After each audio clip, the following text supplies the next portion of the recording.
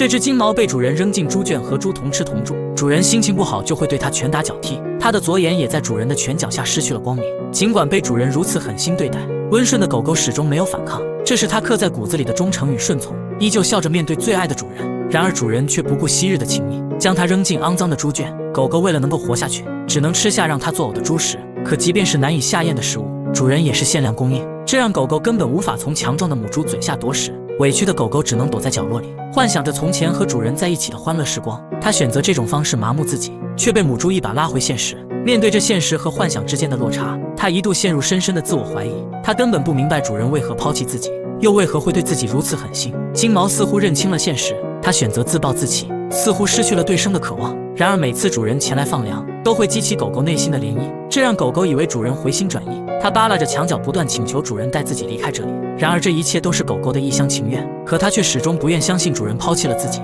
依旧扒拉着墙角，期待它的回心转意。然而主人却担心金毛越狱离开这里，于是在围墙上面安装了防护网，甚至还将狗狗拉到角落教育了一顿。看到狗狗被主人教训，就连母猪也开始肆无忌惮地欺负它，不停地跟在金毛后头，想要用嘴拱它。瘦小的金毛没吃没喝，根本不是对手，但为了能够活下去，它只能低声下气，苟且偷生。狗狗受尽了凌辱，不仅内心受到创伤，更是无时无刻遭受着母猪的骚扰。它早已生无可恋，在这个狭小肮脏的地方不停地跳着，试图逃离这个地狱。可有气无力的它根本逃脱不了这个牢笼，它只能蜷缩在角落，陷入深深的绝望。或许是老天爷也看不下去了，狗狗每天的哀嚎引来了人们的注意。一位好心小哥看到这只可怜的金毛，他决定重新给金毛生的希望。小哥自掏腰包花了900买下了狗狗，可当带着狗狗离开这里的时候，他却怎么也不离开。